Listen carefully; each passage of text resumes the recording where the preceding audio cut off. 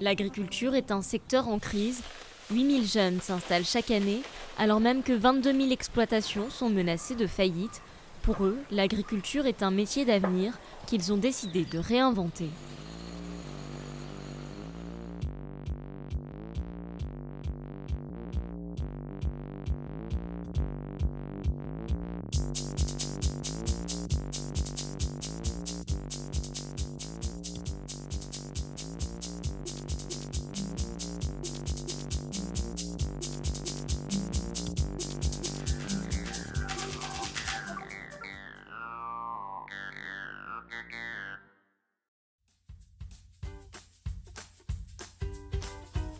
Michael, ancien pompier professionnel, a tout plaqué pour l'agriculture permacole.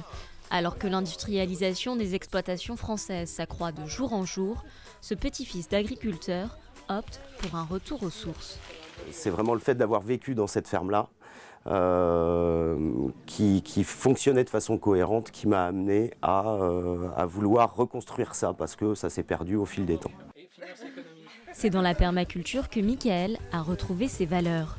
Aujourd'hui, il saute le pas et débute sa formation en forêt de Brocéliande. Ici, pas d'électricité, une seule connexion, celle avec la nature. Si ce changement de vie peut sembler brutal, son formateur Gouroun ne laisse aucune place au doute. Aujourd'hui, l'agriculture elle consomme 10 calories pour en produire une. Et c'est une hérésie énergétique en fait. C'est possible parce qu'il reste du pétrole et qu'il est encore bon marché. Mais c'est un système qui ne peut pas tenir dans le temps, quoi. Donc l'avenir, c'est sûr qu'il n'est pas là puisque dans quelques dizaines d'années, ça va s'effondrer. Ça peut pas marcher, quoi. Pour Michael, plus qu'une philosophie de vie, la permaculture est l'avenir de l'agriculture. L'agroécologie pour moi en fait est une solution pour nourrir la population.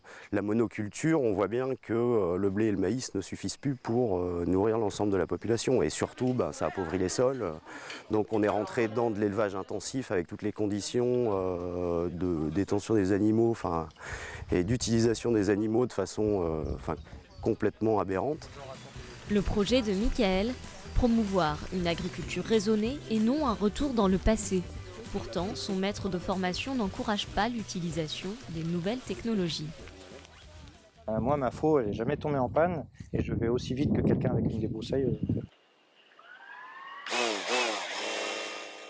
Si les moteurs ne sont pas totalement proscrits, l'objectif en permaculture est tout de même d'utiliser le moins d'énergie fossile possible. Mais pour Michael et son associé, pas question de se passer du drone. Certains sont plus intéressés par le retour aux sources avec le travail avec les chevaux, Traction etc. animale. Traction animale qui limite la pollution, qui limite le tassement du sol et plein d'autres problèmes. Mais pour une dimension plus large, comme de la production de céréales ou des choses comme ça, l'utilisation de la mécanisation est nécessaire. Installé à 2 pas de Dinan, sur une exploitation céréalière de 40 hectares, il souhaite en faire bien plus qu'une ferme permacole, un véritable laboratoire à part entière de ce mode de vie, des champs aux assiettes en passant par l'habitat naturel. C'est là où on va mener petit à petit. On va pas partir tout de suite sur un truc de assis tous en tailleur et toi. Alors vous fermez les yeux, vous vous envolez, vous voyez le site. Les partenaires veulent prouver qu'ils ne sont pas de doux rêveurs. Ces deux addicts de la permaculture envisagent leur transition en douceur.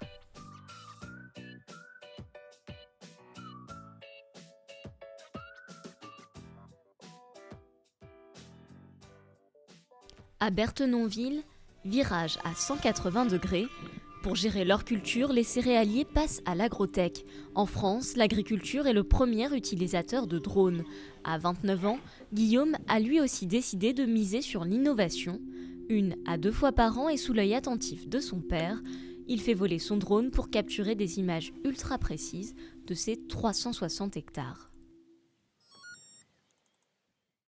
Le drone en soi, il capte la quantité de biomasse végétale et la teneur en chlorophylle de chaque plante pour pouvoir estimer les besoins de la culture au moment présent. Guillaume traite ses plants de blé et de colza avec minutie.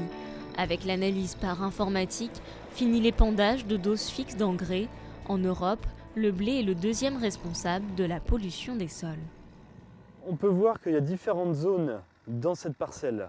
Ça correspond au développement végétatif du blé. Et donc en bleu par exemple, là, il faut en mettre moins d'azote. Aux zones jaunes, il faut en mettre un petit peu plus. Et dans les zones rouges, il faut en mettre beaucoup plus. Une façon de faire des économies et de respecter l'environnement tout en gagnant du temps.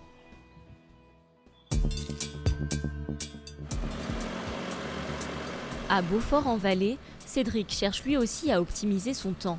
Le pépinériste qui a longtemps travaillé chez Monsanto a la solution. Il s'est aménagé un tracteur 2.0. Là, on va prendre celle-ci pour aujourd'hui. Paramétrage GPS, pilote automatique, l'agriculteur nouvelle génération profite de sa connexion 4G depuis sa cabine. Internet, c'est pour avoir accès à mon logiciel et pour répondre à mes emails aussi. Lorsque j'ai des fournisseurs ou des clients qui me demandent des choses. Et ça me permet de donner toutes mes ordres de commande à mon équipe qui, elle, reste ici. Donc j'arrive à gérer ma ferme de mon tracteur. Bon, j'essaie un coup sur les poiriers là où est Martine. Et puis après je reviens là sur les simplicis voir ce que ça donne. Et le passionné d'informatique n'a pas peur du changement. Mon père a connu du cheval au tracteur. Moi, je vais connaître du tracteur au robot. Une transition technologique que Cédric a déjà bien entamée. Sur son smartphone, c'est son robot qui lui envoie des SMS. Il attend d'être programmé pour se mettre au travail. Sa mission du jour, désherber les salades. Je lui donne la longueur du tunnel, la largeur des allées, le nombre d'allées qu'il doit faire. Ça va me prendre 10 minutes. Et après, le robot se débrouille tout seul. Un gain de temps équivalent à un mi-temps, au prix tout de même de 23 000 € d'investissement. Cédric profite de ces moments pour organiser le reste de ses semaines. La pluie et le beau temps sur son exploitation, c'est son ordinateur qui l'a fait. Station météo connectée à un logiciel de gestion intégré, il travaille comme les patrons des grandes entreprises, des outils modernes qui en étonnent plus d'un. C'est peu courant. Ils sont assez interloqués, ça les fait marrer. J'en ai même plusieurs des fois qui sont venus avec des collègues. Eh, viens voir, parce que c'est drôle. Après, chacun en pense ce qu'il veut. Moi, c'est ma manière de travailler, ça me correspond et ça me plaît.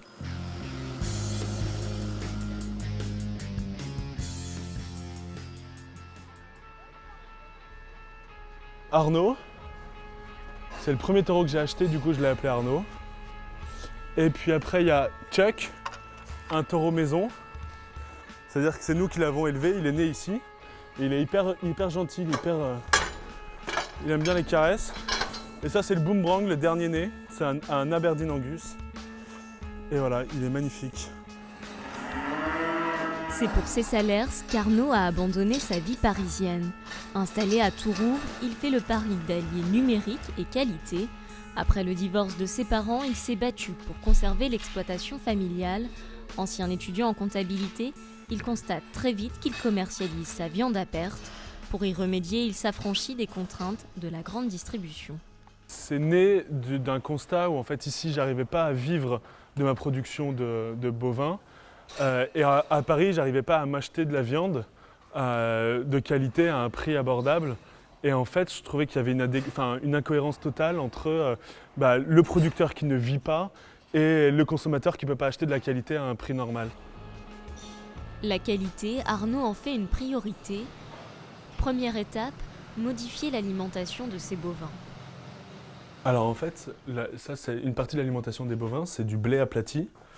En fait, le blé qu'on cultivait avant, on le met là-haut dans le grenier, ça tombe dans cette machine qui l'aplatit et ça fait un peu comme des flocons de blé, quoi. Et c'est ce qui sert à l'engraissement des bovins. Donc ça, c'est intégralement produit à la ferme, c'est 100% naturel. En 2012, le site internet À la Vache est lancé.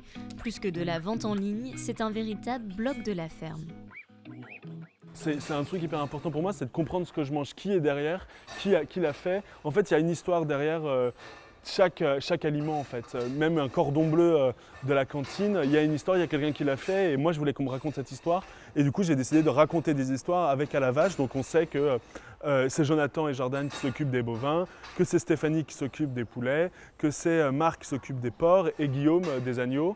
Et quand on va sur le blog, il y a des histoires sur eux, on sait comment est-ce qu'ils les élèvent, on sait ce que mangent les animaux, on sait quand est-ce qu'ils vont dehors, quand est-ce qu'ils rentrent, enfin tout ça.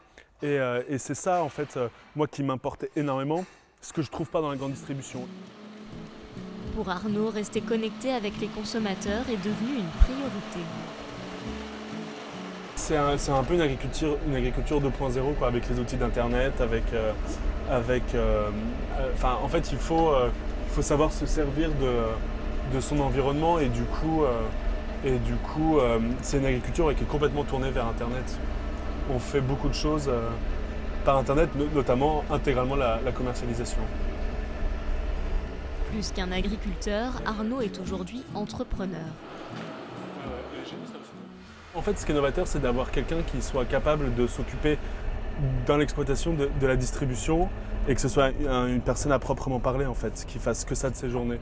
Et c'est ça où c'est novateur, parce qu'en fait, les agriculteurs, ils n'ont pas le temps entre donner à manger aux animaux, s'occuper des cultures, s'occuper des animaux, des clôtures, toute la vie quotidienne de la ferme. Ils n'ont pas le temps en plus de s'occuper de la commercialisation. Donc du coup, ils vendent ça à la grande distrib ou des grandes coopératives. Et du coup, c'est là où nous, c'est novateur. C'est-à-dire qu'on a décidé de mettre les moyens, notamment sur un site internet, sur de la communication, du marketing, tout ça. Ok, bon allez.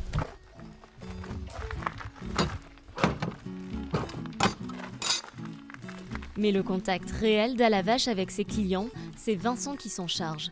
2 fois par semaine, il livre sur toute la région parisienne.